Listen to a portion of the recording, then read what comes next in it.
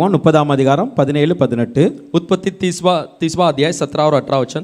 தேவன் லேயாளுக்கு செவி கொடுத்தார்.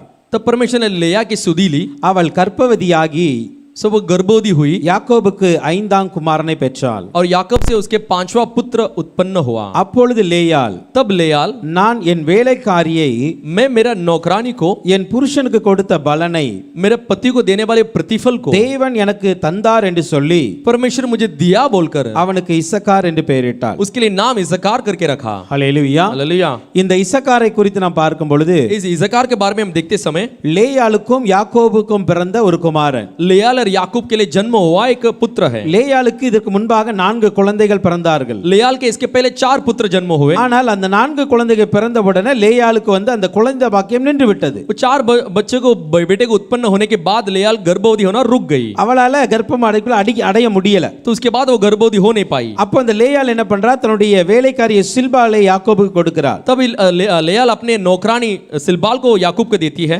அவளுக்கு 2 குழந்தைகள் பிறக்கிறது. उसके लिए 2 बच्चे जन्म होते हैं। அதற்கப்புறம் இந்த லேயாள் மறுபடியும் யாக்கோபோடு சேரும் பொழுது तब ये लेयाल फिर से याकूब से मिलते समय லேயாளுக்கு ஒரு குழந்தை மறுபடியும் பிறக்க ஆரம்பிக்கிறது. लेयाल के फिर से एक पुत्र जन्म होने लगता है। அந்த குமாரனுடைய பெயர் தான் இசக்கார். उस बेटे के नाम ही इज़कार है। லேயாளுக்கு இது 5வது குமாரன். लेयाल के 5वां पुत्र है। யாக்கோபுக்கு இது 9வது குமாரன். याकूब के लिए 9वां पुत्र है। இந்த இசக்கார் என்பதற்கு 2 விதமான அர்த்தங்கள் இருக்கிறது. इज़कार के लिए दो मतलब है।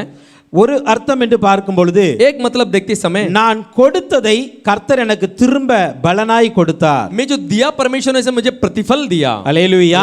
அவள் சொல்லுகிறார், நான் என் வேலைக்காரியை நான் யாக்கோபுக்கு கொடுத்தேன். मैं मेरा नौकरानी को याकूब को दिया।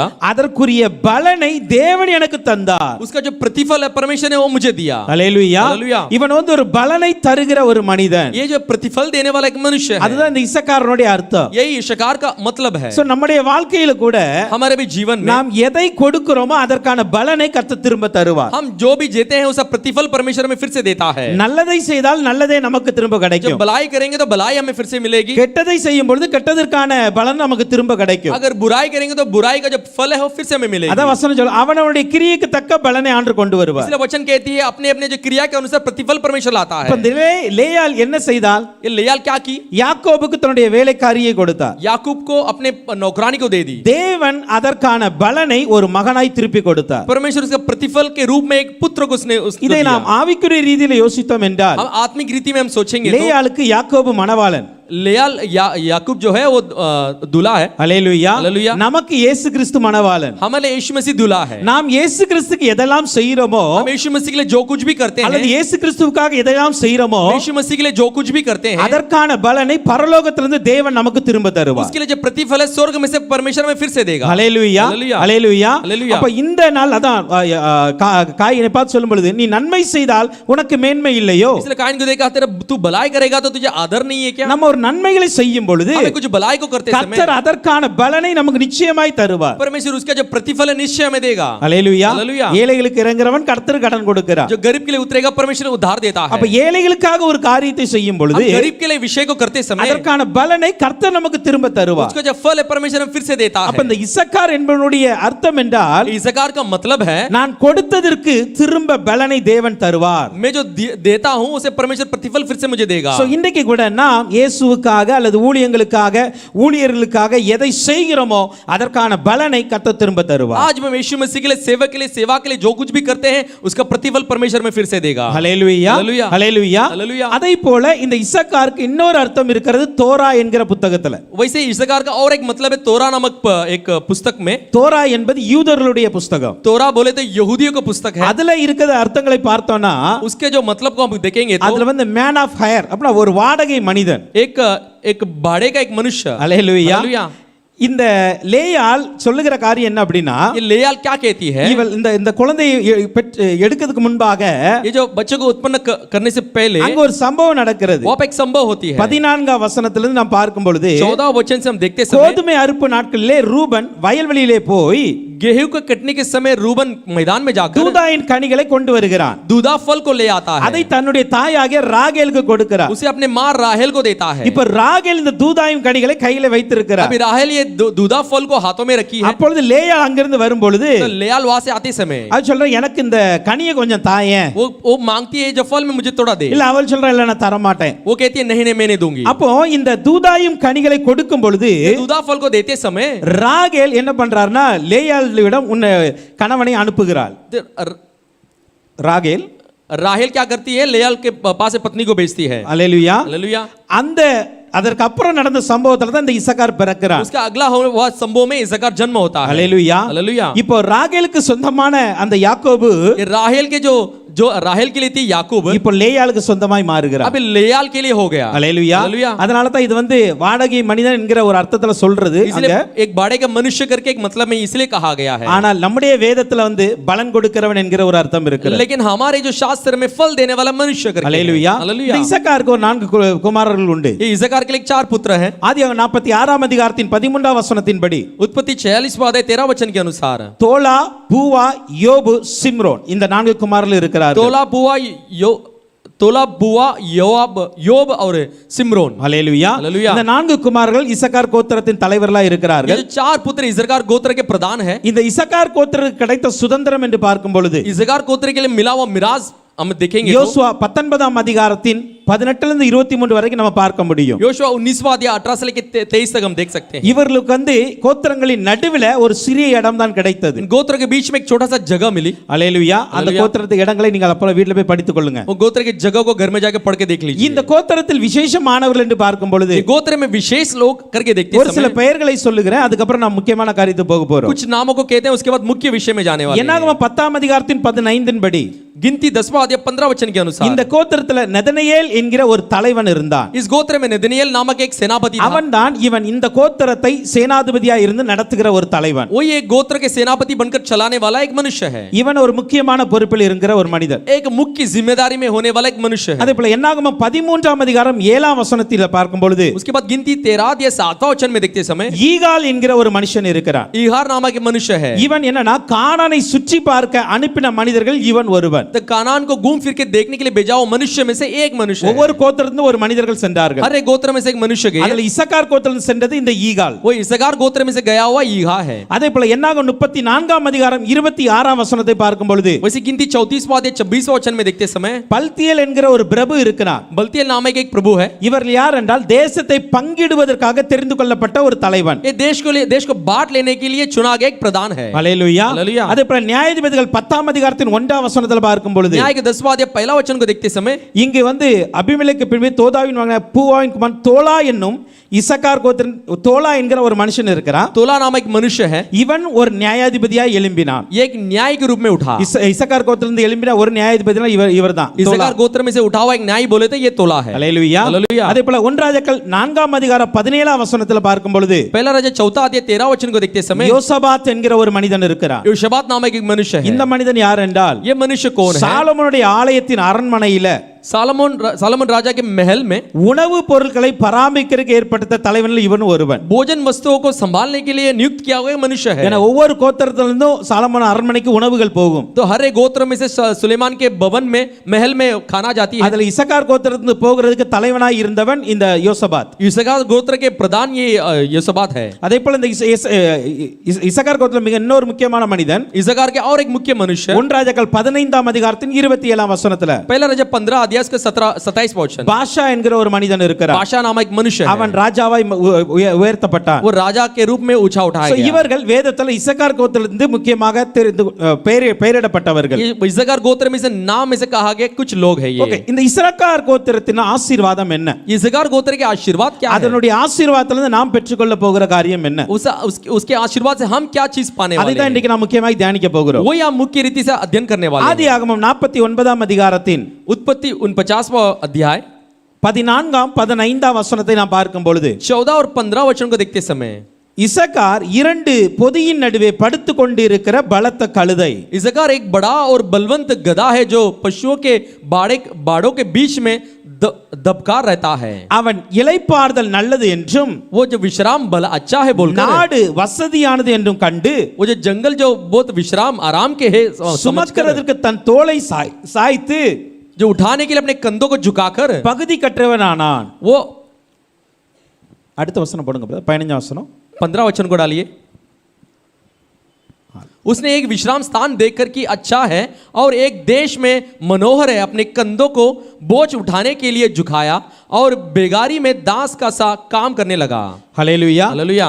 இந்த யாக்கோபு தன்னுடைய குமாரனை ஆசீர்வதிக்கும் பொழுது இசக்கார் கொடுத்த ஆசீர்வாதம் இது. याकूब अपने पुत्र को आशीष करते समय इस्साकार को दिया गया आशीर्वाद ये है. இந்த இசக்காரை குறித்து அவர் சொல்லுகிறார், इस्साकार के बारे में वो कहता है இவன் ஒரு பலத்த கழுதையாய் இருக்கிறார். ये जो एक बलवंत गधे के रूप में है. ஹல்லேலூயா. हालेलुया. அந்நாட்களில उन दिनों में கழுதைகள் தான் மிக முக்கியமான வேலைகளுக்கெல்லாம் பயன்படுத்தப்பட்டது. गधा ही कुछ मुख्य कामों के लिए उपयोग किया गया. இன்றைக்கு கழுதை ஒரு சாதாரண விலங்கா இருக்கிறது. आज एक गधा एक साधारण जानवर है. பட் அந்த நாட்களில लेकिन उन दिनों में ஒரு பிரயாணத்தை செய்ய வேண்டுமென்றால் கழுதைகள் மேல போவாங்க. एक सफर को करना है तो भी गधे में जाते हैं. ஒரு பொருளை எடுத்து செல்ல வேண்டுமென்றால் கழுதை மீது தான் போவாங்க. एक वस्तु को उठा के ले जाना बोलो तो गधे को ले जाते हैं. அப்படிப்பட்ட கழுதையில वैसे गधे में ஒரு பலத்த கழுதை என்று இந்த இசக்காரை குறித்து சொல்லுகிறது. एक बलवंत गधा बोलकर इस्साकार के बारे में कहा जाता है. அப்படி என்றால் இவனுக்குள்ளாக ஒரு பலம் இருக்கிறது. वैसे कहने गया तो इसका अंदर एक बल है. அதே போல இந்த கழுதையை குறித்து நான் பார்க்கும் பொழுது एक गधे के बारे में देखते समय இது சீக்கிரத்துல டயர்ட் ஆகாது. ये आसानी से नहीं थकती है. காட்டு கழுதை வேகமா ஓடும். वो जो जंगली गधा तेजी से दौड़ती है, வசனம் சொல்லுகிறது वचन कहती है வேகமாய் ஓடுகிற காட்டு கழுதைன்னு சொல்லி. तेजी से दौड़ने वाले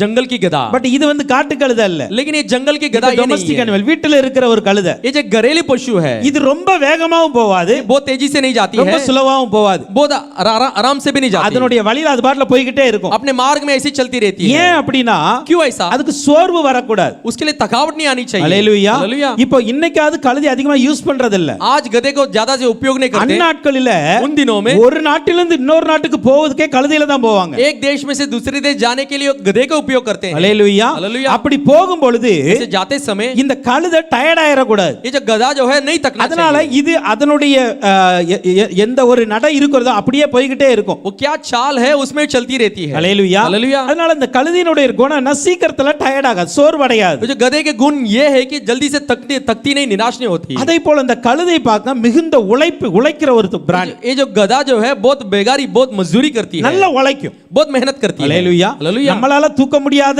சுமைகளை எல்லாம் கழுதை மேல தூக்கி வச்சிட்டு கொண்டு போயிருவாங்க. हमसे जो उठाने पाते बोझ को गधे को उठा के रख के ले चले जाते हैं. நல்ல ஒரு ஹார்ட் ஒர்க் பண்றது தான் இந்த விலங்கு. बहुत मेहनत करने वाली एक जानवर है. அடுத்து இந்த கழுதையை பார்க்கும்போது நல்ல ஒரு உண்மையுள்ள விலங்கு. देखो उसके बाद गधे को देखते समय सच्चाई के साथ அவனுடைய எஜமானுக்கு அது உண்மையா இருக்கும். अपने मालिक के लिए सच्चाई के साथ रहती है. ஹல்லேலூயா. हालेलुया. அப்ப இந்த கழுதைக்குள்ளாக இந்த 4 கேரக்டர்ஸ் எப்போதுமே இருக்கும். ये गधे के अंदर हमेशा 4 गुण हमेशा रहती है. அது நல்ல பலமா இருக்கும், वो अच्छे बलवंत होती நல்ல है, சோர்வில்லாமல் போகும், बिना थकावट की जाती அதே है, போல நல்ல உழைக்கக்கூடிய ஒரு விலங்கு, अच्छा मेहनत करने वाला एक जानवर அதே है. போல தன்னுடைய எஜமானுக்கு உண்மையுள்ள ஒரு விலங்கு. उसके बाद अपने मालिक के लिए विश्वास நாம் योग्य இதை जानवर பார்க்க है. வேதத்திலிருந்து பார்க்க வேண்டும் என்றால் शास्त्र में से देखेंगे तो ஆதியாகமம் 42ஆம் அதிகாரத்தின் 26ஆம் வசனத்துல उत्पत्ति 42 वचन में அவர்கள் தானியத்தை தங்கள் கழுதைகள் மேல் ஏற்றிக்கொண்டு அவிட விட்டு புறப்பட்டு போனார்கள். तो अपने अनाज को अन्न को अपने गधे पर लाद कर वहां से चल दिए. ஹல்லேலூயா. हालेलुया. எகிப்திலிருந்து தானியத்தை எடுத்தாச்சு, मिस्र से अन्न को ले लिए, ஆனா அவ்வளவு தானியத்தை இவங்க சுமக்க முடியல. लेकिन इतना अन्न को ये उठा नहीं सकेंगे. என்ன பண்ணாங்க, அந்த கழுதை மீது வச்சிட்டாங்க. क्या किए, वो गधे के ऊपर रख दिए, அது சுமந்து கொண்டு போகிறது. वो उठाकर ले चल रही थी. ஹல்லேலூயா. हालेलुया. அது அடுத்த நாட்டுக்கு போகணும், वो दूसरा देश में जाना அது है, வரைக்கும் அந்த கழுதை போய்கிட்டே तब இருக்கிறது. तो गधे चलती रहती है. ஹல்லேலூயா. हालेलुया. நம்முடைய பார்வையில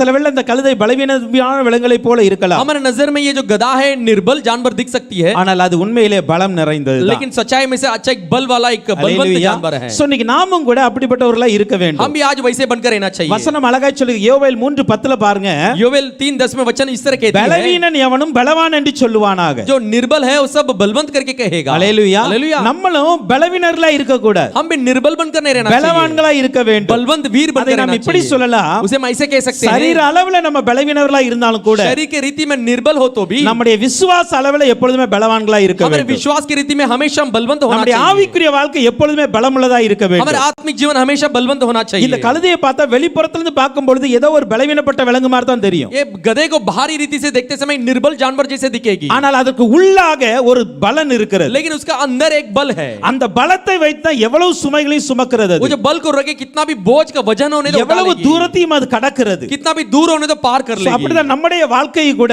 वैसे हमारे भी जीवन में மாம்சீகம் பலவீனதும் உள்ளதுதான், जो शरीर मांस है निर्बल है, ஆவி உற்சாகம் உள்ளது என்று வசனம் आत्मा சொல்லுகிறது. उत्साहित है करके वचन कहती है। அல்லேலூயா. हालेलुया। வெளிப்புற ரீதியில நம்ம சிலவெல்ல வியாதியஸ்தர்களா இருக்கலாம், अब बाहर की रीति में हम कुछ बीमारी रोग हो सकती है, பலவீனப்பட்டவர்களா இருக்கலாம், निर्बल हो सकते हैं, சோ ரொம்ப பிரச்சனைகளை போராடி கொண்டு இருக்கலாம். कई सारे समस्याओं में लड़ते होंगे, ஆனால் நமக்கு உள்ளாக ஒரு பலன் எப்பொழுதுமே இருக்க வேண்டும். लेकिन हमारे अंदर हमेशा एक बल होती அது है। நம்முடைய ஆவிக்குரிய வாழ்க்கையில ஒருபோது சோர்வடையாமல் நம்மை நடத்த வேண்டும். वो हमारे आत्मिक जीवन में निराश हुए बिना में चलाना है। அல்லேலூயா. हालेलुया। அதே போல இந்த கழுதை குறித்து பார்க்கும் பொழுது वैसे गधे के बारे में देखते நமக்கு समय வேதத்துல ஒரு பிலேயாம் என்கிற ஒரு மனிதனை குறித்து நல்லா தெரியும். वो शास्त्र में बिलाम नाम कर मनुष्य बारे में अच्छी तरह हम जानते हैं। என்னாகமம் 22ஆம் அதிகாரத்தின் 30ஆம் வசனத்தை பாருங்க. गिनती 22वां अध्याय 30वां वचन को देखते समय கழுதை பிலேயாமை நோக்கி சொல்லுகிறது, गधा बिलाम को देख के कहती है, நீர் என்னை கை கொண்ட காலம் முதல் இந்நாள் வரைக்கும் நீர் ஏறின கழுதை நான் அல்லவா? तो गधे ने बिलाम से ऐसे कहा कि गधे ने बिलाम से कहा, क्या मैं तेरे वही गधी नहीं जिस पर तू जन्म से आज तक चढ़ता आया है? இப்படி உமக்கு எப்போதாகிலும் நான் செய்தது உண்டா? क्या मैं कभी ऐसे चीजों को आपके पास कभी किया அதற்கு हूं? அவன் சொல்றான் இல்ல. उसके लिए वो कहता नहीं। இந்த கழுதை சொல்லுது, वो गधा कहती है, இப்ப நான் என்னைக்கு சுமக்க ஆரம்பிச்சேனோ அன்னையிலிருந்து உம்மை தவிர வேற யாரையும் நான் சுமக்கல. जिस दिन से मैं उठाने लगा आपको बिना किसी को नहीं उठाया, உங்களை தான் நான் என்னாலும் தோண்டு போய் இருக்கிறேன். हमेशा आप ही को मैं ले गया நான் हूं। என்னைக்காவது मैं कभी भी நீங்க சொல்ற வழியை விட்டு மாறி இருக்கேனா? आप कहा हुआ मार्ग को छोड़कर मैं हटा हूं? ஒரு நாள் மாறினது கிடையாது. कभी नहीं हटा ஆனா हूं। இன்னைக்கு ஏன் நான் மாறுறேன்?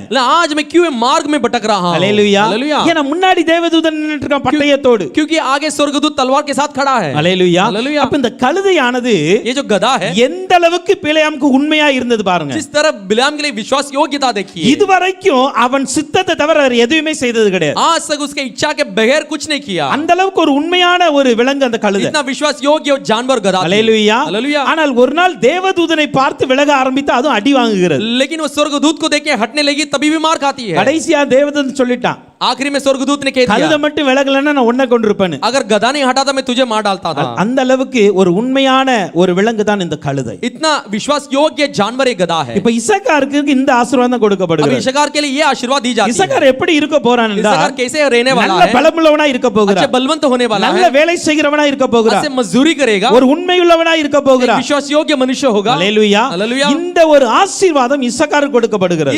ऐसा आशीर्वाद इशकार को दी So, जाती है। இன்னைக்கு கூட நம்முடைய வாழ்க்கையில் கூட நம்ம இப்படிப்பட்டவர்களா இருக்க आज வேண்டும். भी हमारे जीवन में ऐसे होना चाहिए। அல்லேலூயா. हालेलुया। நாம் எல்லாவற்றிலும் உண்மையுள்ளவர்களா இருக்க கற்றுக்கொள்ள हम வேண்டும். सब में विश्वास योग्य रहना सीख लेना चाहिए। நல்ல உழைக்க கற்றுக்கொள்ள வேண்டும். ऐसे मेहनत करने वाले बनकर रहना चाहिए। ஆவிக்குரிய ரீதியில பலவான்களாய் நாம் இருக்க வேண்டும். आत्मिक रीति में बलवंत होना चाहिए। அல்லேலூயா. हालेलुया। சோர்ந்து போகாதபடிக்கு ஓடுகிறவர்களாய் நாம் இருக்க வேண்டும். निराश न हुए बे हम दौड़ने वाला बनकर रहना चाहिए। வாலிபர்களும் இளைஞரும் சோர்ந்து போவார்கள் என்று சொல்லுகிறது. जवान और लड़के थक जाएंगे करके कहता ஆனால் है। கர்த்தருக்கு காத்திருக்கிறவர்கள் சோர்ந்து போக மாட்டாங்க. परमेश्वर के बाट जोड़ने वाले कभी नहीं थकते हैं। அல்லேலூயா. हालेलुया। அப்ப கர்த்தருக்கு காத்திருக்கிறவர்களை போல நாம் எப்பொழுதும் இருக்க வேண்டும். हमेशा हम परमेश्वर बाट जोड़ने वाले बनकर होना चाहिए। So, முதலாவதாக இவன் ஒரு பலத்த கழுதை என்று சொல்லுகிறது. ये जो पहला ये एक बलवंत गधा करके कहती है। இரண்டாவது அங்க சொல்லப்பட்டு இருக்கிறது, दूसरा वहां पे कहा गया है, இரண்டு பொதிகளின் நடுவே இவன் படுத்துக்கொண்டு இருக்கிற கழுதை. एक दो बेगरी के बीच में ये लेटा हुआ एक गधा है। இந்த இரண்டு பொதிகளுக்கு ஒரு சில அர்த்தங்களை நாம் பார்க்க போகிறோம். दोनों बोझ के बीच एक मतलब हम देखने वाले हैं। முதலாவதாக இந்த ரெண்டு பொதி என்பது பர்டன், ஒரு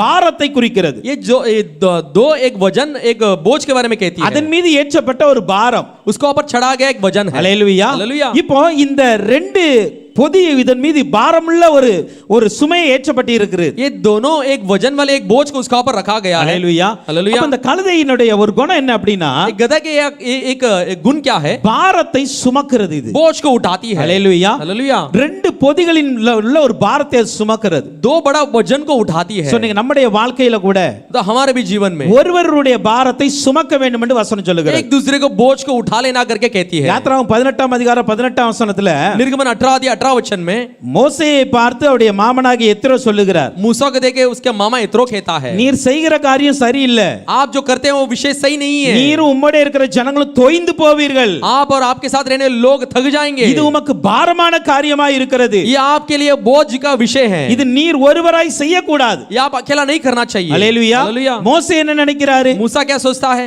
அத்தனை லட்சம் ஜனங்களுடைய பாரத்தை நான் ஒத்தையில சுமப்பேன். इतने लाखों लोगों की बोझ के अकेला उठा लूंगा। அவளுடைய ப்ராப்ளத்தை நான் ஒருவராய் சால்வ் பண்ணுவேன். सबके समस्या है, मैं एक उसके लिए एक उत्तर ஆனா लाऊंगा। எத்திரோ என்கிற ஒரு நல்ல ஒரு மனிதன் சொல்லுகிறார், लेकिन एत्रो नामक अच्छा मनुष्य कहता है, இல்ல இல்ல இப்படி இருக்க கூடாது, नहीं नहीं ऐसा ना होना இது चाहिए, வந்து மிகவும் பாரமாயிரும் உங்களுக்கு. ये आपके लिए बहुत बोझ हो அப்ப जाएगी। என்ன பண்றாருன்னா अभी क्या कहता है? 22 வசனத்தை பார்க்கும் பொழுது 22 वचन को देखते समय ஜனங்களை நியாயம் விசாரித்து लोगों के लिए न्याय चुकाकर பெரிய காரியங்கள் யாவையும் உம்மிடத்தில் கொண்டு வரட்டும், बड़ा बड़ा सारे विषय को आपके पास लाने दो, சிறிய காரியங்கள் யாவனும் தாங்களே தீர்க்கட்டும். छोटा विषय अपने आप अपने बीच में उसे निपटा लेने दो। இப்படி அவர்கள் உம்மோடே கூட இந்த பாரத்தை சுமந்தால் உமக்கு லகுவாய் இருக்கும். आपके साथ ये बोझ को आप उठा लेगा तो आपके लिए आसान होगी। அல்லேலூயா. हालेलुया। அவர் நல்ல ஒரு ஆலோசனை கொடுக்கிறார் अच्छा பாருங்க. एक सम्मति यहाँ पे देता है, நீர் ஒருவரே இந்த காரியங்களை செய்து கொண்டிருந்தா अब अकेले ये सब विषय को இது करते உங்களுக்கு रहेंगे तो அதிகமான பாரமாயிரும். ये आपके लिए बहुत बोझ हो ஆனா जाएगी। அதே வேளையில लेकिन उसी சில समय पर தலைவர்களை பிரிந்தெடுங்க. कई सारे प्रधानों को आप चुन लो, 1000 பேருக்கு அதிபதியாய், 1000 लोगों के लिए अधिपति, 100 பேருக்கு அதிபதியாய், 100 के सरदार, 50க்கு அதிபதியாய், 50 के இப்படி सरदार, நீங்க தலைவர்களை தேர்ந்தெடுத்து ऐसे प्रधानों को चुनकर சின்ன காரியங்களை எல்லாம் அவங்களே சால்வ் பண்ணட்டும். छोटा विषय वही निपटाने दो। ஆனா ஏதாவது பெரிய காரியமா இருக்கு, लेकिन कुछ बड़ा विषय है, அவங்களால தீர்க்க முடியாத ஒரு காரியம், उनसे नहीं हो पा रही அந்த है, காரியத்தை உங்ககிட்ட கொண்டு வந்தா वो विषय आपके पास लाएंगे तो அந்த காரியத்துக்கு நீங்க தீர்வை சொல்ல முடியும். उस विषय के लिए उत्तर आप दे सकते हो। இப்படி செய்யும் பொழுது ऐसे करते समय ஒருவருடைய பாரத்தை ஒருவர் சுமப்பதனால் அது லகுவாய் மாறுகிறது. एक दूसरे के बोझ बांट लेने से वो आसान बन जाती है। இதை எல்லா இடத்திலும் நாம் என்ன பண்ணணும், பின்பற்ற वो வேண்டும். सारे जगह पर हम इसे पालन करना चाहिए। அல்லேலூயா, हालेलुया, அல்லேலூயா. हालेलुया। என்னாகமம் 11ஆம் அதிகாரத்தின் 17ஆம் வசனத்தை பார்க்கும் பொழுது 11 अध्याय 17 वचन को देखते समय அப்பொழுது நான் இறங்கி வந்து तब मैं उतर आकर அங்கே உன்னோட பேசி तब तेरे से बातें करूंगा, நீ ஒருவன் மாத்திரம் ஜனங்களின் பாரத்தை சுமக்காமல் तू एक ही लोगों को बोझ को न उठाएगा, உன்னோட கூட அவர்களும் அதை சுமப்பதற்காக तेरे साथ वह भी वो बोझ को उठाने के लिए உன்மேல் இருக்கிற ஆவியை அவர்கள் மேலும் வைப்பேன். तेरे ऊपर जो आत्मा है वो उनको ऊपर भी रखूंगा। ஆண்டவர் மோசே மீது இருந்த ஆவியை மற்றவர்கள் மீது ஏன் வைத்தார்? परमेश्वर मूसा का ऊपर रहा हुआ जो आत्मा है इतने लोगों के ऊपर क्यों रखा? அந்த பாரத்தை அவர்கள் சுமப்பதற்காக वो வைத்திருக்கிறார். बोझ को उठाने के लिए वो रखा। அல்லேலூயா, हालेलुया, அல்லேலூயா. हालेलुया। இது ஊழியத்துல இருந்தாலும் சரி, ये सेवा में होने दो, குடும்பத்தில் இருந்தாலும் சரி, परिवार में होने दो, ஒருவருடைய பாரத்தை சுமப்பதற்காக கூட அபிஷேகம் கொடுக்கப்படுகிறது. एक दूसरे के बोझ को उठाने के लिए भी अभिषेक दिया जाता है। அல்லேலூயா. हालेलुया। மோசே எடுத்து ஆவியை எடுத்து ஆண்டவர் ஏன் வைக்கிறாரு? मूसा का अंदर जो आत्मा उठाकर क्यों वो रखता है? மோசேயுடைய பாரத்தை அவர்கள் சுமக்க வேண்டும். मूसा का बोझ को उठाना है। அல்லேலூயா. हालेलुया। சோ இந்த காரியத்தை நாம் கற்றுக்கொள்ள வேண்டும். एक विषय हम सीख लेना அதான் चाहिए। கலாத்தியர் 6ஆம் அதிகாரம் 2ஆம் வசனம் சொல்லுகிறது, इसे गलाते के 6वां अध्याय 2 वचन कहती है, ஒருவர் பாரத்தை ஒருவர் சுமந்து एक दूसरे के बोझ को उठाकर இப்படியே கிறிஸ்துவனுடைய பிரமாணத்தை நிறைவேற்றுங்கள். और इस प्रकार मसीह की व्यवस्था को पूरा करो। அப்ப ஒருவர் பாரத்தை ஒருவர் சுமப்பது கிறிஸ்துவின் பிரமாணம். एक दूसरे के बोझ को उठाना परमेश्वर की मसीह की व्यवस्था है। நியாய பிரமாணத்துல இருக்கோ இல்லையா தெரியல, व्यवस्था में है कि नहीं पता ஆனா नहीं, கிறிஸ்துவின் பிரமாணத்துல ஒரு காரியம் இருக்கிறது. लेकिन मसीह की व्यवस्था में एक विषय है, ஒருவர் பாரத்தை ஒருவர் சுமக்க வேண்டும். एक दूसरे के बोझ को बाहर को उठाना। அல்லேலூயா. हालेलुया। அதுதான் இரண்டு பொதிகள் நடுவே அது படுத்து இருக்கிறது. लेकिन दो बड़ा बेगोरी के बीच में लेटा हुआ है। அல்லேலூயா. हालेलुया। இரண்டாவது இந்த இரண்டு பொதி என்பதை लेकिन दूसरा दो बड़ा एक சில वचन ஆங்கில வேதாகமத்தில் நான் பார்க்கும் பொழுது कुछ शास्त्री अंग्रेजी बाइबल में देखते समय sheepfold என்று ஆட்டு மந்தை என்று சொல்லப்பட்டு இருக்கிறது. जो भेड़शाला करके कहा गया है। அல்லேலூயா. हालेलुया। ரெண்டு ஆட்டு மந்தைகளின் கூட்டங்களின் நடுவில் இது படுத்திருக்கிறது சொல்லப்பட்டு இருக்கிறது. लेकिन दोनों भेड़शाला के बीच में लेटा हुआ ऐसा कहा गया है। நியாயாதிபதிகள் 5ஆம் அதிகாரத்தின் 16ஆம் வசனத்தை பார்க்கும் பொழுது न्याय को 5वां अध्याय 16 वचन को देखते समय மந்தைகளின் சத்தத்தை கேட்க जो भेड़शाला की आवाज को सुनने के लिए தொழுவங்களின் நடுவே இறந்து விட்டது என்ன? तो भेड़शाला के बीच में क्यों रह गया? அல்லேலூயா. हालेलुया। மந்தையின் சத்தத்தை கேட்க தொழுவங்களின் நடுவே இருந்து விட்டார். चराओं के जो आवाज को सुनने के लिए भेड़शाला के बीच में बैठ गया। சோ இரண்டு விதமான ஆட்டு மந்தை இருக்கிறது. दो प्रकार की भेड़शाला है। இதை யாக்கோபு மூலம் நான் அழகாய் புரிந்து கொள்ள முடியும். याकूब के द्वारा हम अच्छी तरह सीख सकते हैं। யாக்கோபை அண்ணன் சந்திக்கிறார். याकूब को अपने बड़े भाई मुलाकात அப்போ करता है। அண்ணன் சொல்றார் நீ ஏன் கூட வா, तो बड़े भाई कहता तू मेरे அல்லது साथ आ जा। நான் உங்க கூட வாரேன்னு சொல்றார். हम आपके साथ आते हैं। ஆனாம் ஆதியாகமம் 33ஆம் அதிகாரத்தின் 13ஆம் வசனத்தை பார்க்கும் பொழுது 33वां अध्याय 13 वचन को देखते समय அவன் யாக்கோபு சொல்லுகிறார், याकूब कहता है என்னிடத்துல கறவலான ஆடுகள் இருக்கிறது, கறவையான ஆடுகள் இருக்கிறது, मेरे पास दूध देने वाले जो भेड़ बकरियां हैं, அதனால நான் துரிதமாய் ஓட்டினால் அது செத்து போயிடும். मैं तेजी से उन्हें चलाऊंगा तो वो मर जाएगी। அப்ப யாக்கோபின் இடத்தில் याकूब के पास ரெண்டு விதமான ஆட்டு மந்தைகள் இருக்கிறது. दो प्रकार की भेड़शाला है। ஒன்று நல்ல பலமுள்ள நல்ல ஒரு ஆட்டு கடாக்கள் நிறைந்த ஆடு இருக்கிறது. तो एक तरफ तो एक अच्छा बलवंत बकरा के एक झुंड है, அல்லேலூயா. हालेलुया। இன்னொரு புறம் கறவையான ஆடுகள் இருக்கிறது. दूसरे तरफ पे दूध देने वाली बकरियां हैं। அல்லேலூயா. இப்போ இந்த ஆட்டு மந்தையை எவ்வளவு ஃபாஸ்ட் ஆனாலும் விரட்டி ஓட்டிரலாம். ये जो भेड़ों को झुंड को कितना तेजी से भी दौड़ा सकते हैं, ஏன்னா அதுக்கு வேற பிரச்சனை கிடையாது. लेकिन उसके दूसरा कोई समस्या नहीं है, குட்டியும் கிடையாது, குட்டிக்கு பால் கொடுக்க வேண்டிய அவசியம் இல்ல. लेकिन उसका बच्चा भी नहीं है, दूध पिलाने की आवश्यकता भी ஆனா नहीं है। இந்த பக்கம் இருக்கிறது கறவையான ஆடுகள். लेकिन यहाँ इस तरफ जो है वो दूध देने वाली बकरियां இதுக்கு हैं। குட்டி இருக்கு, குட்டிக்கு அது பால் கொடுக்கணும் நேரத்துல. इसके लिए बच्चे भी हैं और दूध भी पिलाना है। அல்லேலூயா. हालेलुया। இப்படிதான் ऐसे ही சபையிலும் இருப்பாங்க. कलीसिया में भी होते हैं। அல்லேலூயா. हालेलुया। சபையிலும் கறவையான ஆடுகளும் இருக்கும், कलीसिया में बच्चे दूध पिलाने वाली மற்ற बकरियां भी சாதாரண ஆடுகளும் இருக்கும். होंगी, बाकी साधारण बकरे भी होंगे। அல்லேலூயா. हालेलुया। அதனால தான் அதை நடத்தும் பொழுது எல்லாருக்கும் சாதகமா இருக்கும்படி நடத்த வேண்டியது இருக்கு. लेकिन इसे चलाने के लिए सबके बराबर हुए रहने के लिए चलाना चाहिए। அல்லேலூயா. हालेलुया। சிலவங்க சொல்லுவாங்க இல்ல இப்படி இருந்தா நல்லா இருக்கும்னு कुछ சொல்லுவாங்க. लोग कहेंगे ऐसा रहेगा तो बहुत अच्छा होगा, சிலவங்க சொல்லுவாங்க இப்படி இருந்தா நல்லா இருக்கும் कुछ அப்படிம்பாங்க. लोग कहेंगे ऐसा रहेगा तो बहुत अच्छा रहेगा। பட் மேய்ப்பர்களுக்கு தான் தெரியும் लेकिन चरवाह को जानते இந்த हैं ரெண்டு ஆட்டு மந்தையும் கொண்டு போய் சேர்க்கணும். दोनों भेड़ के झुंड को जाके पहुंचाना है, எதையும் சாக விட்டுற கூடாது. किसी को मरने नहीं देना है। யாக்கோபு அதை அழகாய் தெளிவுபடுத்துகிறார். याकूब साफ रीति से बताता நான் है, இத நான் விரைவா ஓட்டிட்டேன் அப்படினா अगर मैं इनको तेजी से चला लेगा तो மந்தை எல்லாம் மாண்டு போ. सारे जो झुंड है मर जाएगी। அல்லேலூயா. அல்லேலூயா. அல்லேலூயா.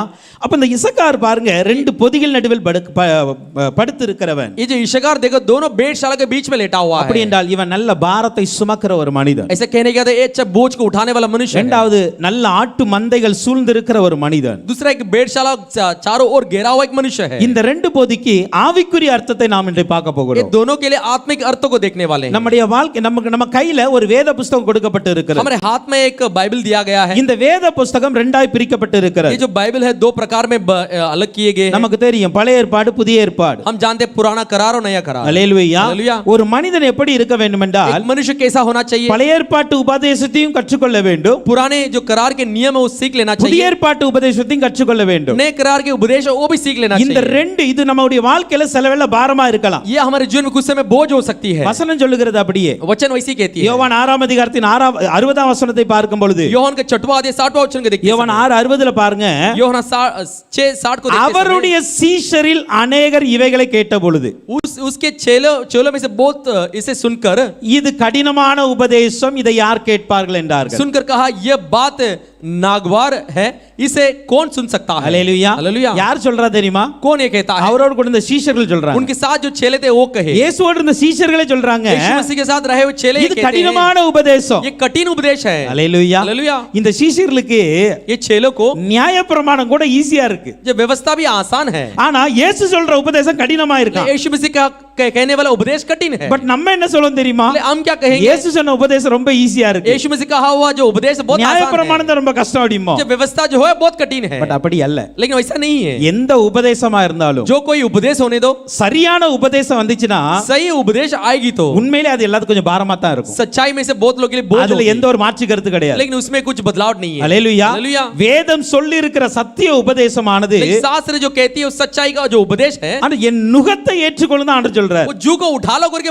कहता है, அது கொஞ்சம் பாரமா தான் இருக்கும், थोड़ा बोझ से होगी, ஆனாலும் அந்த பாரத்தின் நடுவுல ஒரு ஆசீர்வாதம் இருக்கு. लेकिन उसको बोझ के बीच में एक आशीर्वाद है। அல்லேலூயா. हालेलुया। 1 கொரிந்தியர் 1ஆம் அதிகாரம் 18ஆம் வசனம் சொல்லுகிறது, पहला कुरिन्थियों पहला अध्याय 18 वचन कहती है, சிலுவையை பற்றின உபதேசம் जो मसीह जो सूली के बारे में जो उपदेश है கெட்டு போகிறவர்களுக்கு பைத்தியமா இருக்கிறது, जो नाश होने वाले के लिए वो मूर्खता है, ரட்சிக்கப்படுகிற நமக்கோ தேவ பலனா இருக்கிறது. लेकिन परंतु हम उद्धार पाने वालों के लिए के निकट परमेश्वर की सामर्थ्य है। அல்லேலூயா. हालेलुया। அப்ப சிலுவை பற்றின உபதேசம் जो क्रूस की कथा जो है கெட்டு போகிறவர்கள், जो बिगड़ने वाले हैं उनके அப்படின்னா लिए, கெட்டு போறல யாருன்னா கேட்டுட்டும் அதின்படி வாழாதவர்கள், लेकिन बिगड़ने वाले कौन है? सुनकर भी उसके अनुसार न जीने वाले அல்லது அதை ஏற்றுக்கொள்ளாதவர்கள், लेकिन उसे स्वीकार करने वाले அவர்களுக்கு लोग हैं। சிலுவை பற்றின உபதேசம் எப்படி இருக்கு? பைத்தியமா இருக்குமா? उनके लिए जो क्रूस की जो कथा कैसी होगी? मूर्खता होगी। ஆனால் நமக்கோ அது தேவ பலனா இருக்கிறது. लेकिन हमारे लिए परमेश्वर की सामर्थ्य है। அத பவுல் அப்போஸ்தலர் அழகாய் சொல்லுவார், इसलिए प्रेरित पौलुस बहुत अच्छा कहता है, பைத்தியமாய் தோன்றுகிற இந்த சுவிசேஷத்தினால தான் अनेகரை ரட்சிக்க தேவனுக்கு பிரியமா இருந்தது. लेकिन मूर्खता करके जाने वाला ये जो उपदेश है कई सारे उद्धार करने के लिए परमेश्वर के लगा। அல்லேலூயா. हालेलुया। ரெண்டு பொதி நடுவுல ஒரு கழுதை மாதிரி நம்ம படுத்திருக்கணும். लेकिन दोनों भेड़शाला के बीच में गधे के समान लेटे हुए என்ன हैं। தெரியுமா? इसका मतलब பழைய क्या है? ஏற்பாட்டு உபதேசத்தையும் पुराने करार के उपदेश, புதிய ஏற்பாட்டு உபதேசத்தையும் नए करार के उपदेश को சுமக்கிறவர்களாய் நாம் இருக்க வேண்டும். उठाने वाले बनकर हम होना ஒரு चाहिए। கழுதை இயேசு கிறிஸ்து நாட்கள சுமந்து கொண்டு போச்சு. एक गधा यीशु मसीह की दुनिया में बोझ उठाकर जा रही थी। கழுதை மேல தானே ஏறி போனார் இயேசு वो கிறிஸ்து. जो गधे के ऊपर यीशु मसीह चढ़कर அந்த गया ना, சம்பவத்தை நம்ம பார்த்தோம் அப்படினா उस संभव को हम देखेंगे तो அந்த பயணம் இருக்குல்ல, ये जो सफर जो है அந்த ना, பயணத்தின் முடிவானது ये जो सफर की अंत है, பழைய ஏற்பாட்டு கால நியாயப்பிரமாணத்தை முழுமையாய் நிறைவேற்றின இடம் அது. जो पुराने करार के जो नियम को व्यवस्था को पूरा किया हुआ जगह है, புதிய ஏற்பாட்டையும் நிறைவேற்றின இடம் அது. नया करार के नियम को भी पूरा करने वाला एक जगह है। அது அந்த கழுதை மேல தான் இயேசு நிறைவேற்றி वो முடித்தார். गधे के ऊपर यीशु मसीह उसने पूरा किया। அல்லேலூயா. அல்லேலூயா. இயேசு கிறிஸ்து அழகா சொன்னார், நியாயப்பிரமாணத்தை அழிக்க வந்த நினைக்கிறாதீங்க. यीशु मसीह ये कहता है कि इन व्यवस्था को नाश करने के लिए அதை मैं नहीं आया हूं, நிறைவேற்றுவதற்கு தான் வந்தேன். उसे मैं पूरा करने के लिए आया हूं। நியாயப்பிரமாணத்தின்படி அவர் நிறைவேற்றி முடித்தார். व्यवस्था के अनुसार उसने उसको पूरा किया। அதே கழுதையில தான் புதிய ஏற்பாட்டு பிரமாணத்தையும் தொடங்கி வைத்தார். उसी वही गधे के ऊपर नया नियम को भी उसने शुरुआत சோ किया। இன்னைக்கு நீங்களும் நானும் இப்படிப்பட்ட ஒரு கழுதையா இருக்கணும். आज आप और मैं ऐसे गधा बनकर रहना என்னுடைய चाहिए। வாழ்க்கையில பழைய ஏற்பாட்டு உபதேசமா இருக்கட்டும், புதிய ஏற்பாட்டு உபதேசமா இருக்கட்டும், मेरा जीवन में पुराने करार के उपदेश होने दे, नए करार के उपदेश होने दो। எதையுமே தள்ளாமல் ஏற்றுக்கொண்டு நான் கர்த்தருக்காய் வாழ வேண்டும். किसी को नहीं टुकराना है, सब स्वीकार करके परमेश्वर के लिए जीना है। அல்லேலூயா. அல்லேலூயா. அதுதான் இந்த இசக்காரனுடைய ஒரு குணம். वही इस्साकार के गुण है। அல்லேலூயா. அல்லேலூயா. இவன் ஒரு பலத்த கழுதையா இருக்கிறான், ரெண்டு பொதிகள் நடுவே படுத்திருக்கிற கழுதையா இருக்கிறான். एक बहुत बलवंत एक गधा है, दोनों भेड़शाला के बीच में लेटा हुआ एक जानवर है। அடுத்ததாக 15ஆம் வசனம் சொல்லுகிறது, ஆதியாகமம் 49:15. उसके बाद उत्पत्ति 49:15 वचन कहती है, அவன் இளைப்பாறுதல் நல்லது என்றும் वो विश्राम अच्छा है बोलकर, நாடு வசதியானது என்று கண்டு जो देश बहुत अच्छा है ऐसा देखकर, தன் தோளை சுமக்கிறதுக்கு தன் தோளை சாய்த்து अपने कंधों को बोझ उठाने के लिए झुकाया பகுதி கட்டுகிறவனானான். और बेगारी में दास का सा काम करने लगा। அல்லேலூயா. हालेलुया। இவன் இளைப்பாறுதல் நல்லது என்று கண்டான். विश्राम स्थान बहुत अच्छा करके देख लिया। அல்லேலூயா. हालेलुया। இவனுடைய என்னன்னா, इसका सोच क्या है? இளைப்பாறுதல் எனக்கு நன்மையை தரும். विश्राम मेरे लिए भलाई को देगी। இப்ப இந்த இளைப்பாறுதல் எங்கு கிடைக்கிறது? ये विश्राम अभी क्या कहां पर मिलती है? யாத்திராகமம் 33ஆம் அதிகாரத்தின் 14ஆம் வசனத்தின்படி, निर्गमन 33 इसका 14 वचन, அதற்கு அவர் என் சமூகம் உனக்கு முன்பாக செல்லும், इसके लिए वो कहता है मेरे सम्मुख तेरे आगे आगे जाएगा, நான் உனக்கு இளைப்பாறுதல் தருவேன் என்றார். मैं तुझे विश्राम दूंगा करके कहा। அல்லேலூயா. हालेलुया। இப்போ கானானுடைய பயணம் தொடங்கி கொண்டு போய் கொண்டு अभी இருக்கிறார்கள். कानान की सफर जा रही है। ஆண்டவர் சொல்றார், நான் அந்த கானான்ல உங்களுக்கு இளைப்பாறுதல் தர போகிறேன். अब परमेश्वर कहता है कानान में आपके लिए विश्राम में देने वाला हूं। உபாகமம் 12ஆம் அதிகாரத்தின் 9ஆம் வசனத்தை பார்க்கும் பொழுது, जो व्यवस्था 12 अध्याय इसका 9 वचन कहती உங்கள் है, தேவனாகிய கர்த்தர் உங்களுக்கு கொடுக்கும் இளைப்பாறுதலிலும் आपके परमेश्वर आपको देने वाले विश्राम में, சுதந்தரத்திலும் मिराज में நீங்கள் இன்னும் பிரவேசிக்கவில்லையே. अब तक आप प्रवेश नहीं किए। அல்லேலூயா. हालेलुया। கானான் கொண்டு போனது எதற்கு? कानान में क्यों ले गया? இளைப்பாறுதலை கொடுப்பதற்கு. विश्राम देने के लिए। ஆனா கானானை சுதந்தரிக்க மாட்டேங்காங்க. लेकिन कानान को जो हासिल नहीं कर रहे हैं। அல்லேலூயா. हालेलुया। ஏன் அப்படினா, क्यों ऐसा है? இளைப்பாறுதலை குறித்து அவங்களுக்கு கவனம் இல்ல. तो विश्राम के बारे में उनका कुछ सोच नहीं है। ஆனா இசக்கார் என்பவன் யார் தெரியுமா? लेकिन इस्साकार बोले तो कौन है? இளைப்பாறுதல் நல்லது என்று நினைக்கிறவர். विश्राम बहुत अच्छा करके देखने वाला है। அல்லேலூயா. हालेलुया। அதுதான் யோசுவா சத்தம் போடுறாரு. इसलिए योशुआ चिल्लाता है, ஏன் ஆண்டவர் கொடுத்த தேசத்தை சுதந்தரிக்காம எவ்வளவு நாள் தான் அசதியா இருப்பீங்க? तो परमेश्वर दिया हुआ देश को हासिल नहीं किए बिना कितने दिन अब आलसी से बैठे रहेंगे? சீக்கிரம் அந்த தேசத்தை சுதந்தரிங்க. शीघ्र से जाकर वो देश को ले लीजिए। அல்லேலூயா. हालेलुया। இப்ப கானானில இவனுக்கு ஒரு இளைப்பாறுதலை குறித்து அவன் நன்மை என்று நினைத்தான். कानान में विश्राम के बारे में भला करके सोचा। அதை 1 ராஜாக்கள் 8ஆம் அதிகாரம் 56ஆம் வசனத்துல பார்க்க முடியும். पहला राजा 8वां अध्याय 56वां वचन में देखते हैं, அங்க ஒரு ஜெபம் ஏறெடுக்கும் பொழுது वहां சொல்லுகிறார்கள், पे प्रार्थना करते समय ये बोलता है, தாம் வாக்குத்தத்தம் பண்ணினபடி எல்லாம் जब आपने जो प्रतिज्ञा किया है தம்முடைய ஜனமாகிய இஸ்ரவேலுக்கு இளைப்பாறுதலை அருளின கர்த்தருக்கு ஸ்தோத்திரம். अपने प्रजा इजराइल को विश्राम दिया, परमेश्वर की स्तुति हो। கானான்ல அவங்களுக்கு இளைப்பாறுதல் கொடுக்கும்படி இஸ்ரவேல் ஜனங்களை நடத்தி கொண்டு போனார். कानान में एक विश्राम देने के लिए इजराइल लोगों को चला ले जा रहा ஆனா था। நமக்கான இளைப்பாறுதல் எங்க இருக்கிறது? लेकिन हमारे लिए विश्राम कहां पर है? இயேசு கிறிஸ்து சொல்லுகிறார், यीशु मसीह कहता है மத்தேயு 18 28 29ல, मत्ती 18 अध्याय 28 और 29 में, வருத்தப்பட்டு பாரம் சுமக்கிறவர்களே நீங்கள் எல்லாரும் என்னிடத்தில் வாருங்கள், जो दुख उठाने वाले जो बोझ है वो मेरे पास आ जाइए, நான் உங்களுக்கு இளைப்பாறுதல் தருவேன். मैं आपके लिए विश्राम दूंगा। அல்லேலூயா. மத்தேயு 11 28 29. मत्ती 11 अध्याय 28 और 29, நீங்கள் எல்லாம் என்கிட்ட வாங்க, நான் உங்களுக்கு இளைப்பாறுதல் தருவேன். आपसे मेरे पास आइए, मैं आपको विश्राम दूंगा। நான் யார் தெரியுமா? मैं कौन हूं? சாந்தமும் शांत, மனத்தாழ்மையுமாய் இருக்கிறேன். जो मन में मनोहर हूं, என் நுகத்தை உங்கள் மேல் ஏற்றுக்கொண்டு என்னிடத்தில் கற்றுக்கொள்ளுங்கள், मेरे जू को आपके ऊपर उठाकर आप सीख लीजिए, அப்பொழுது உங்கள் ஆத்துமாக்களுக்கு இளைப்பாறுதல் तब கிடைக்கும். आपके प्राण के लिए विश्राम मिलेगी। இப்போ புதிய ஏற்பாட்டு காலத்தில் வாழ்கிற நமக்கு और जो नया करार में जीने वाले हमको கிடைக்க போகிற இளைப்பாறுதல் ஆத்துமாக்குரிய இளைப்பாறுதல். जो विश्राम जो मिलने वाले विश्राम मन के लिए एक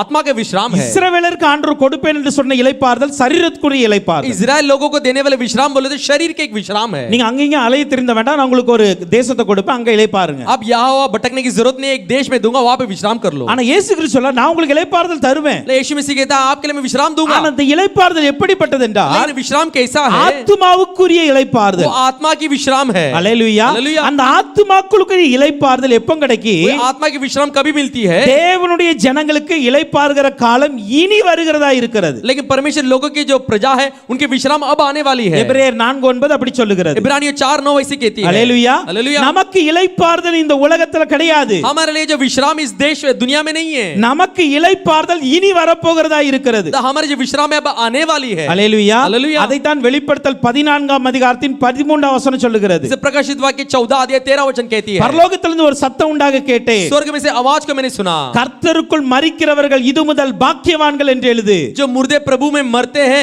वे अब से धन्य है करके लिखो। அவர்கள் தங்கள் பிரயாசங்களை விட்டொழிந்து இளைப்பாறுவார்கள். वो जो आत्मा कहते हैं क्योंकि वे अपने परिश्रम से विश्राम पाएंगे। அல்லேலூயா. हालेलुया। பரலோகத்திலிருந்து ஒரு சத்தம் கேக்கு. वो स्वर्ग में से एक ध्वनि आती அப்ப है। நமக்கான இளைப்பாறுதல் ஸ்தலம் எது தெரியுமா? तो हमारे लिए विश्राम स्थान क्या है? பரலோகம். स्वर्ग। அல்லேலூயா. हालेलुया। அங்கதான் நமக்கு நல்ல ஒரு இளைப்பாறுதல். वहां पर ही हमें अच्छे विश्राम मिलती அங்க है। கண்ணீர் இருக்காது, वहां पे आंसू नहीं அங்க होगी, வேதனை இருக்காது, वहां पे वेदना नहीं அங்க होगी, சண்டைகள் இருக்காது, वहां पे झगड़ा नहीं होगी, அங்க பிரிவினைகள் இருக்காது. वहां पे भेदभाव नहीं அங்க होगी, எப்பொழுதுமே சந்தோஷம் மனமகிழ்ச்சி நிறைந்த वहां पे இடம். हमेशा एक आनंद और मगन होती है। இப்ப இந்த இளைப்பாறுதலை ये जो विश्राम है இசக்கார் எப்படி கண்டான் தெரியுமா? इस्साकार ने कैसे देखा? நல்லது. भला है। அல்லேலூயா. हालेलुया। நம்ம அப்படி காணணும். हम ऐसे देखना है। நம்ம பரலோகத்தில் வரப்போகிற இளைப்பாறுதலை हम जो स्वर्ग में से आने वाले विश्राम को எனக்கு நல்லது என்று கண்டால் மாத்திரமே मेरे लिए भलाई ऐसे जानते ही அந்த இளைப்பாறுதல் ஸ்தலத்துக்கு போக பிரயாசப்படுவோம். वो जो विश्राम स्थान में जाने के लिए प्रयास करेंगे। அல்லேலூயா. हालेलुया। புரியுதா? இன்னைக்கு ஏன் பரலோகத்தை குறித்ததான தாகம் இல்லை? क्यों आज हम स्वर्ग के बारे में प्यास नहीं है? பரலோகத்துக்கு போக வேண்டிய வாஞ்சை ஏன் இல்லை? स्वर्ग में जाने की चाहत क्यों नहीं है? ஏனா அதனுடைய தன்மையை நாம் புரிந்து கொள்ளல, क्योंकि उसका गुण को अब तक हम समझ नहीं पा அல்லது रहे हैं, அதனுடைய மேன்மையை நாம் புரிந்து கொள்ளல. उसका आदर को अब तक हम उसे समझ नहीं पाए அந்த हैं। இளைப்பாறுதல் எனக்கு நன்மையாய் வரும் என்று நாம் நினைத்தால், वो जो विश्राम मेरे लिए भलाई होगा ऐसे सोचने पर என்னுடைய ஆத்துமா அங்கு போய் நல்ல இளைப்பாரி சந்தோஷமாய் இருக்கும் என்று நினைத்தால், मेरे आत्मा वहां पे जाके अच्छा विश्राम करेगी ऐसे सोचेंगे तो நம்முடைய வாழ்க்கையில முதல்ல தேடுகிற இடம் பரலோகமா இருக்கும். हमारे जीवन में पहला हम ढूंढने वाले जगत स्वर्ग ही होगा। அல்லேலூயா. அல்லேலூயா. அல்லேலூயா. அல்லேலூயா. அதான் வசனம் சொல்லுகிறது. इसलिए वचन कहती है முதலாவது பரலோக ராஜ்யத்தோட நீதியை தேடுங்கள். मेरे स्वर्ग राज्य उसका धार्मिकता को ढूंढिए। அல்லேலூயா. அல்லேலூயா. ஏன்னா அதுதான் உனக்கு நிலையான இளைப்பாறுதல், क्योंकि वही स्थिर दृढ़ एक विश्राम है, அதுதான் நிலையான சந்தோஷம். वही दृढ़ आनंद है। இந்த உலகத்துல கிடைக்கிறது எல்லாமே इस दुनिया में जो कुछ भी வசனம் मिलती சொல்லுகிறது है, அநித்தியமான சந்தோஷம். ये जो वचन कहती है वो जो उसके लिए अंत नहीं है। அல்லேலூயா. அல்லேலூயா. அநித்தியமான, அது வந்து நிலையான சந்தோஷம் वो एक கிடையாது. स्थिर आनंद नहीं है, அப்படிப்பட்ட ஒரு சந்தோஷத்தை இந்த உலகம் கொடுக்கிறது. वैसी आनंद ये दुनिया देती है। நாம் இசக்காரை போல हम इस्साकार के समान பரலோகத்தில் நம்ம கிடைக்க போற இளைப்பாறுதலை எப்பொழுது வாஞ்சிக்க வேண்டும். स्वर्ग में मिलने वाले विश्राम को हमेशा बात जोना चाहिए। அல்லேலூயா. அல்லேலூயா. அல்லேலூயா. அல்லேலூயா. இரண்டாவது அவன் பாருங்க, दूसरा वो देखिए நாடு வசதியானது என்று கண்டான். जो देश बहुत मनोहर करके जान लिया। அல்லேலூயா. நாடு அல்லேலூயா। வசதியானது. जो देश मनोहर இப்ப है, கர்த்தர் இவங்களுக்கு கொடுக்க தேசம் ரொம்ப நல்ல தேசங்க.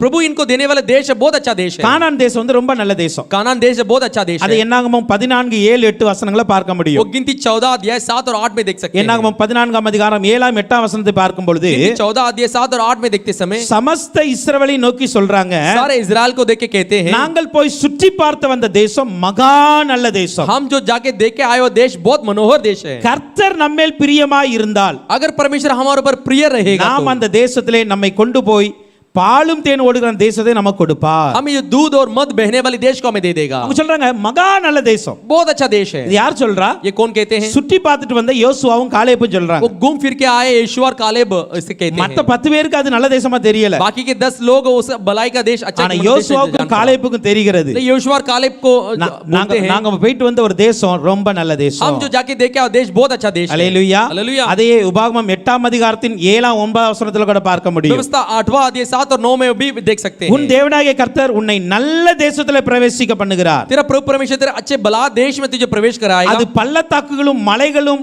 ஆறுகளும் ஊற்றுகளும் ஏரிகளும் உள்ள தேசம். वो जो एक तराई पहाड़ और सोता भरा हुआ देश है, So, அது வந்து ரொம்ப தாழ்ச்சி இல்லாத நல்ல ஒரு தேசமா இருக்கிறது. वो बहुत एक अच्छा एक देश होने वाली है. இப்போ ஆண்டவர் இந்த உலகத்துல இஸ்ரவேலுக்கு கொடுக்கப்பட்ட தேசமே परमेश्वर दुनिया में इजराइल लोग को दिया हुआ देश जो है ஒரு நல்ல தேசமா இருந்தது. बहुत अच्छा एक देश था. ஆனா அந்த தேசத்தை குறித்து ये देश के बारे में இசக்காருக்கு மாத்திரம் தான் புரிந்தது இது நல்ல தேசம். इसकारी जानता था एक अच्छा एक देश है, இதுதான் எனக்கு ஒரு வசதியான தேசம்னு சொல்லி. अच्छा एक सुविधा भरा देश, यही करके वो जान लिया. ஹல்லேலூயா हालेलुया ஹல்லேலூயா. हालेलुया. நம்ம பார்த்தோம் ஒரு 2.5 கோத்திரம் இருக்குல்ல. एक 2.5 गोत्र जो है ना, ஆ? இந்த 2.5 கோத்திரம் கானானுக்குள்ள வரவே இல்லை, வெளியே உட்கார்ந்துட்டாங்க. ये जो 2.5 गोत्र है कानान के अंदर प्रवेश नहीं, बाहर बैठ गए. யோசித்து பாருங்க, जरा सोच के देखिए, கானான் வந்து ஆண்டவர் வந்து பாலுந்தேன் ஓடுகிற தேசம் சொல்லி இருக்கிறார். कानान को परमेश्वर कहता है मद और दूध बहने वाले देश करके कहता இதுல है. உங்களுக்கு எல்லா வசதியும் இருக்கும். इसमें सारे सुविधा आपके लिए உங்களுக்கு होगी, எல்லா சொல்ற ஆறு ஓடும் ஏரி ஓடும் நல்ல மரங்கள் இருக்கும் எல்லாமே இருக்கும். लेकिन नदी बहेगा, सब कुछ रहेगी आपके लिए करके कहता है. தாழ்ச்சி இல்லாமல் அப்பம் புசிக்கலாங்க, लेकिन बिना थकावट के वहां पे भोजन खा सकते हैं, ஒரு குறைவு இருக்காது. कोई भी कमी वहां पे नहीं होगी. அப்படிப்பட்ட தேசத்தை கொடுத்துமே वैसे देश को देने के बावजूद भी 2.5 கோட்டம் யோர்தானுக்கு அங்கேயே உட்கார்ந்துச்சு. जो 2.5 गोत्र जो योर्दान के उस पार बैठ गई. ஏன் தெரியுமா? क्यों? கர்த்தர் கொடுத்த நல்ல தேசத்தை குறித்து அவர்கள் நல்லதென்று எடுத்துக்கொள்ளல. लेकिन परमेश्वर देने वाला अच्छा भला देश को उन लोग भलाई नहीं माने, அவங்க பார்வைக்கு நல்லது எடுத்துக்கிட்டாங்க, उनकी அவ்வளவுதான். नजर में जो भी भला लगा उसे ले लिया, நல்ல பச்சை பசேல் இருந்துச்சு எடுத்துட்டாங்க. वहां पे हरियाली थी उसे ले ली. ஆனா இந்த தேசத்தை குறித்து சொல்லுகிறது, इस देश के बारे में कहते हैं இது தாழ்ச்சி இல்லாமல் அப்பம் கொடுக்கிற ஒரு தேசம். ये जो बिना थकावट के भोजन देने वाला एक देश ஒரு है, குறைவு இருக்காத ஒரு தேசங்க. कोई भी कमी वहां पे नहीं होगी. ஹல்லேலூயா हालेलुया. இப்போ இந்த உலகத்துல அவர்களுக்கு கொடுத்த அந்த தேசமே கர்த்தர் நல்ல தேசத்தை கொடுக்கிறார் என்றால், ये दुनिया में उनके लिए एक भला देश को देता है, तो நாம் போக போற தேசம் எப்படிப்பட்டது தெரியுமா? हम जो जाने वाले देश कैसा நம்ம होगी, போக போற ஒரு பரலோக கானான் இருக்கிறது. हम जो जाने वाले स्वर्गीय कानान அந்த है, தேசம் எப்படி இருக்கும்? वो देश कैसा होगी, இதை விட அருமையா இருக்கும். इससे भी बहुत बेहतर होगी. ஹல்லேலூயா. हालेलुया. யோவான் 14ஆம் அதிகாரத்தின் 3ஆம் வசனத்தின்படி யோனா 14 अध्याय 3 वचन के இயேசு अनुसार கிறிஸ்து அழகாய் சொல்லுகிறார், यीशु मसीह बहुत अच्छा कहता நான் है, போய் உங்களுக்காக ஸ்தலத்தை ஆயத்தம் பண்ணின मैं பின்பு जाकर आपके लिए एक स्थल को तैयार करने के நான் बाद இருக்கிற இடத்திலே நீங்களும் இருக்கும்படி मैं जो जगह पर रहता हूँ वहां पे आप भी रहने के நான் लिए மறுபடியும் உங்களிடத்தில் வந்து சேர்த்துக் கொள்ளுவேன். फिर से आपके पास आऊंगा और मेरे साथ मिला लूंगा. ஹல்லேலூயா. हालेलुया. அதனால தான்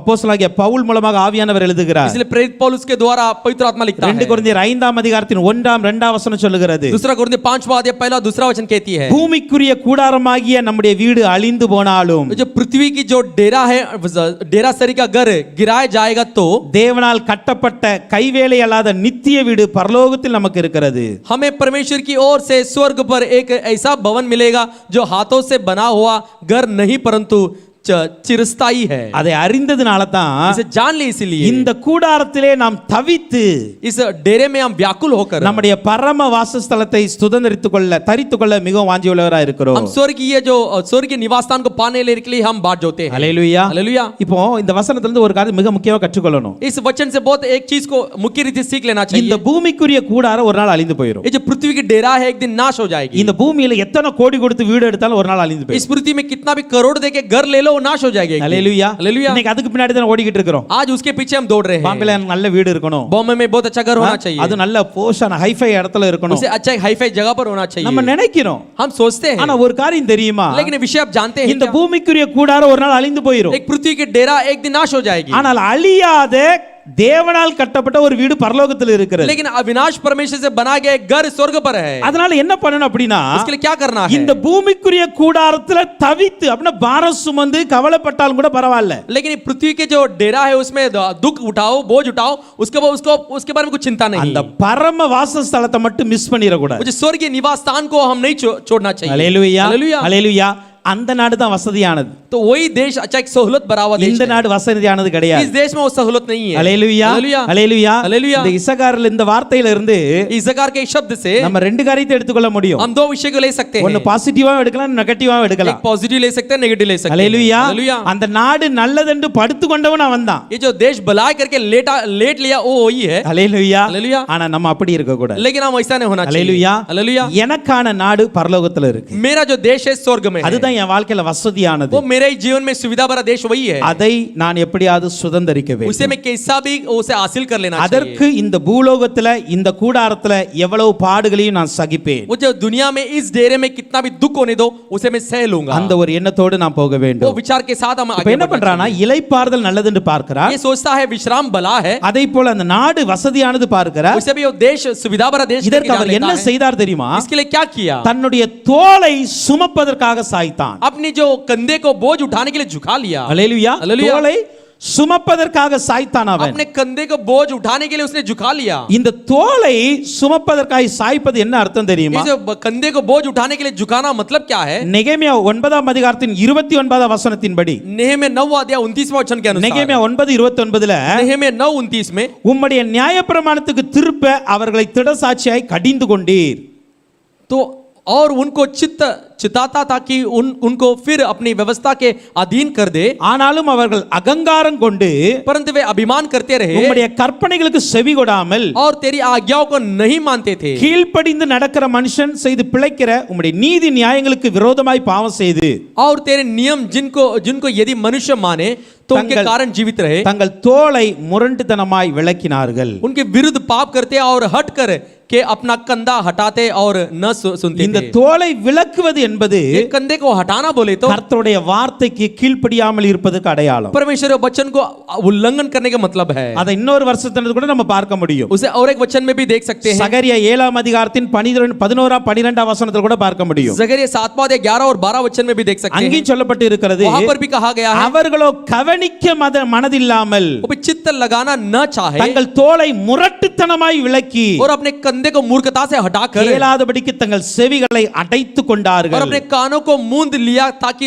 सुन न सके. அதனால மகா கோபம் அவங்களுக்கு வந்துச்சு. इसलिए बड़ी क्रोध उन पर आ गई. அப்ப தோலை விளக்குவது என்பது कंधे को हटाना बोले तो கர்த்தருடைய வார்த்தைக்கு கீழ்ப்படியாமல் இருக்கிற குணத்தை காட்டுகிறது. परमेश्वर के वचन के उल्लंघन करने का मतलब ஆனா कहती இந்த है. இசக்கார் யார் தெரியுமா? लेकिन इसकार कौन है? சுமக்கிறதற்கு தோலை சாய்த்தவன். बोझ को उठाने के लिए कंधों को झुकाया. நல்ல கர்த்தர் கீழ்ப்படுகிற ஒரு மனிதன். अच्छे परमेश्वर आज्ञा पालन करने वाला இன்னைக்கு நீங்களும் मनुष्य. நான் அப்படிதான் இருக்கணும். आज आप और मैं इसी होना चाहिए. அல்லேலூயா. हालेलुया. கர்த்தருடைய வார்த்தைக்கு கீழ்ப்படிவதற்கு परमेश्वर वचन को आज्ञा पालन करने के நம்முடைய लिए வாழ்க்கையில எவ்வளவு பாரம் வந்தாலும் சுமக்கிறவர்களாய் நாம் இருக்க हमारे வேண்டும். जीवन में कितना भी बोझ आने दो उसे उठाने वाले हम बनना चाहिए. அதைத்தான் நான் வாசித்த 2 கொரிந்தியர் 5ஆம் அதிகாரத்தின் 4ஆம் வசனம் சொல்லுகிறது. इसलिए हम पढ़े वो दूसरा कोरिन्थियर 5वां अध्याय 4वां वचन कहती है, இந்த கூடாரத்தில் இருக்கிற நாம் பாரம் சுமந்து தவிர்க்கிறோம். ये जो डेरे में रहने वाले बोझ उठा के कराते हैं, இந்த போர்வையை களைந்து போட வேண்டும் என்று நமக்கு விருப்பம் இல்ல. ये चद्दर को उठा के डालना करके हमारे लिए मन नहीं है. ஏனா क्योंकि மரணமானது ஜீவனாலே விழுங்கப்படுவதற்காக जो मरण है जीवन से निगल लेने के लिए போர்வையை தரித்தவர்களாய் இருக்க வேண்டும். चादर के ओढ़े हुए हम होना அப்படின்னா चाहिए. என்ன அர்த்தம் தெரியுமா? उसका मतलब क्या இந்த है? கூடாரத்துல இருக்கிற வரைக்கும் ये जो डेरे में जब तक रहते எனக்கு हैं, பாரம் வந்தாலும் அதை நான் சகிக்கிறேன். वो जो बोझ आए तो भी इसे सह लेते हैं. ஏன் அப்படின்னா क्योंकि எனக்கு ஒரு நாள் மரணம் வரப்போகிறது. मुझे एक दिन मृत्यु आने वाली ஆனால் है, அந்த மரணம் ஜீவனாய் மாற வேண்டும். लेकिन जो मरण हारे जीवन बनना அந்த चाहिए. மரணம் ஜீவனாய் மாற வேண்டும் जो என்றால் मरण जीवन बनना है तो இந்த பாரத்தை நான் தூக்கி தூர போடக்கூடாது. ये जो बोझ को उठा के मैं दूर नहीं डालना இதை है. நான் சுமந்து தான் ஆக ये जो வேண்டும். उठा என் लेना है. தோலை அதற்கு சாய்த்து தான் ஆக मेरे வேண்டும். कंधे को इसीलिए झुकाना चाहिए. கர்த்தருடைய வார்த்தைக்கு நான் கீழ்ப்படிந்து தான் ஆக परमेश्वर வேண்டும். वचन को आज्ञा पालन करना ही चाहिए. அல்லேலூயா. हालेलुया. அல்லேலூயா. அதை எபிரேய நாக்கியன் அழகா எழுதுகிறார். वो इब्रानी बहुत अच्छा लिखता है. எபிரேயர் 4ஆம் அதிகாரத்தின் 11ஆம் வசனத்தை பார்க்கும் பொழுது, इब्रानी 4 अध्याय 11 वचन को देखते समय, ஆகையால் इसीलिए அந்த திருஷ்டாந்தத்தின்படி उस नियम के अनुसार ஒருவனாகிலும் கீழ்ப்படியாமையினாலே ऐसा न हो कि कोई जन उनकी नाई आज्ञा न माना, விழுந்து போகாதபடிக்கு न गिर पड़े, நாம் இந்த இளைப்பாறுதல் பிரவேசிக்க ஜாக்கிரதையா இருக்க கடவோ. हम ये विश्राम में प्रवेश होने के लिए प्रयत्न करना चाहिए. என்ன சொல்லுது தெரியுமா? क्या कहती है? கீழ்ப்படியாமல விழுந்து போயிட்டீங்க அப்படின்னா अगर आज्ञा पालन नहीं किए अब गिर जाएंगे तो இளைப்பாறுதலுக்குள்ள போக முடியாது. विश्राम के अंदर प्रवेश नहीं कर நமக்கு सकते. தெரியுது இளைப்பாறுதல் நல்லது. हम जानते हैं एक विश्राम भला அந்த है, தேசம் வசதியானது. वो देश बड़ा सुविधा भरा देश ஆனா है. கீழ்ப்படியல அப்படின்னா अगर हम आज्ञा पालन அந்த नहीं करेंगे तो இளைப்பாறுதலான தேசத்துக்கு போக वो முடியாது. विश्राम वाले देश में जा नहीं सकेंगे. அதனால தான் நாம் கீழ்ப்படிகிறவர்களாய் இருக்க इसलिए हम வேண்டும். आज्ञा पालन करने वाले बनकर रहना चाहिए. அல்லேலூயா. हालेलुया. இந்த இசக்காரை குறித்து சில காரியங்கள் நாம் தியானித்து இருக்கிறோம்.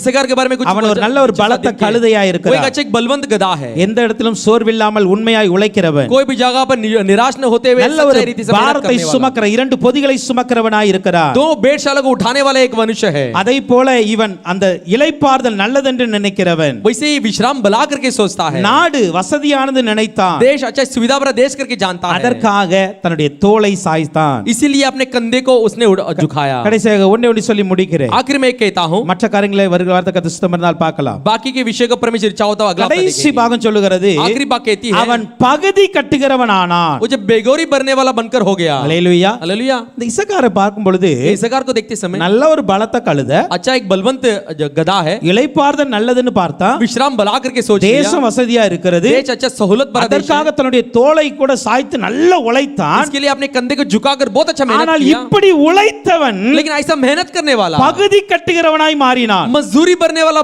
हो गया। இந்த பகுதி கட்டுகிறவன் யார் தெரியுமா? ये मजदूरी भरने वाले कौन है? அடிமையாய் மாறினான். ये गुलाम में बदल गया। ஏன் இவன் அடிமையாய் மாறினான்? क्यों ये गुलाम में बदल गया? யோசித்து பாருங்க. நல்ல உழைக்கிறவன், सच्चे सोच के देखिए, अच्छा मेहनत करने நல்ல वाला, கர்த்தருடைய வார்த்தைக்கு கீழ்ப்படிந்தவன், अच्छा प्रभु के वचन को आज्ञा पालन करने वाला, இளைப்பாறுதலை குறித்து தரிசனம் உள்ளவன், एक विश्राम के बारे में दर्शन पाया हुआ मनुष्य। அல்லேலூயா. हालेलुया। ஆனால் लेकिन அவன் அடிமையாய் மாறி நிற்கிறான் लेकिन வசனம் சொல்லுகிறது. गुलाम बन गया करके वचन कहती है। இதுக்கு காரணம் என்ன தெரியுமா? इसका कारण क्या है? வேற ஒண்ணுமே இல்ல. दूसरा कुछ नहीं है। பாரம் ரெண்டு பக்கம் இருக்கிறது, बोझ दोनों तरफ है, பொதி ரெண்டு பக்கம் இருக்கிறது. वजन दोनों तरफ है, இவன் எப்படி இருக்கிறான் தெரியுமா? लेकिन ये कैसा है?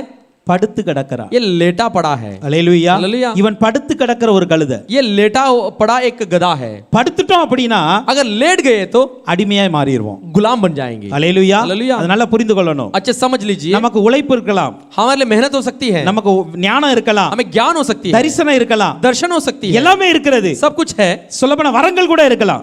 लेकिन वरदान भी हो सकती है। ஆனால் लेकिन ஊழியத்தை செய்யாம படுத்துட்டோம் அப்படின்னா सेवा को न किए हुए लेट गए तो நம்ம அடிமையாய் தான் மாற வேண்டியது இருக்கும். हम गुलाम में बदलना चाहिए। அல்லேலூயா. हालेलुया।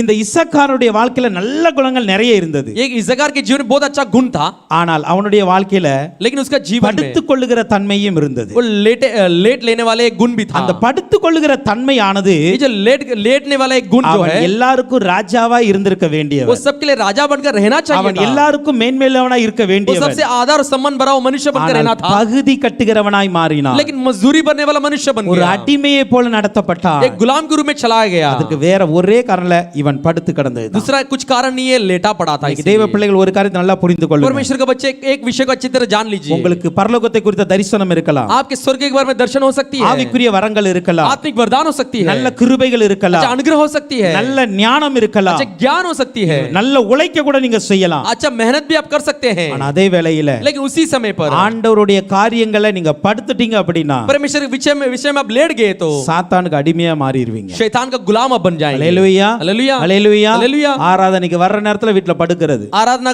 में आने वाले समय में घर में लेटे रहना, ஊழியத்துக்கு போகிற நேரத்துல சோர்வாய் படுக்கிறது. सेवा में जाने वाले समय पर निराश होकर तंग कर என்னைக்கு बैठना। படுக்க ஆரம்பிக்கிறோமோ जिस दिन हम लेटने लगेंगे, தரிசனமே இருந்தாலும் நீ அடிமையாய் தான் अगर இருப்பாய். दर्शन होने के बावजूद भी तू गुलाम बन அதை जाएगा। நல்லா புரிந்து கொள்ளணும். उसे अच्छे से समझ लेना चाहिए। அல்லேலூயா. हालेलुया। அப்ப என்ன தெரியுமா?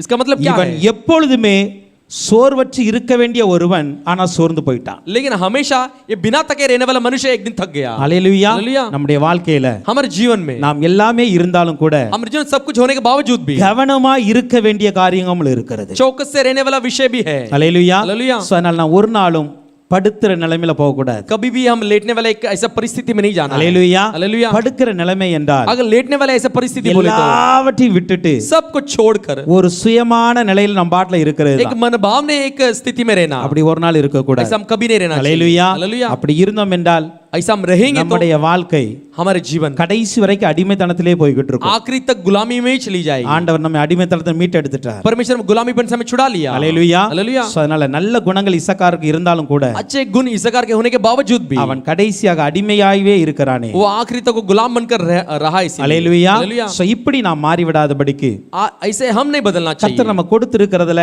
நாம் எப்பொழுதுமே உற்சாகமாய் செயல்பட கடவுள். परमेश्वर हमें जो कुछ भी दिया है उत्साह के साथ हम काम करना கர்த்தர் चाहिए। அப்படி நம்மையும் நம்முடைய சபையாரை நடத்துவாராக. परमेश्वर ऐसे हमें और हमारे कलीसिया वालों को चलाए। கர்த்தர் தான் பெரிய காரியங்களை செய்வார். प्रभु ही बड़ा काम को करे। ஆமென். आमीन।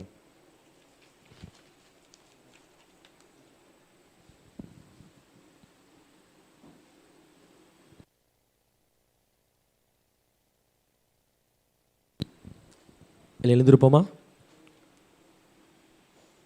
அன்பின் பரலோக தகப்பனே, துதிக்கிறோம் ஸ்தோத்திரிக்கிறோம் அப்பா. நன்றி ராஜாவே, துதிக்கிறோம் ஸ்தோத்திரிக்கிறோம்.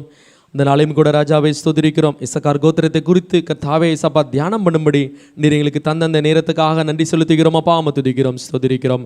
ஆவியானவரே துதிக்கிறோம் ஸ்தோத்திரிக்கிறோம் அப்பா.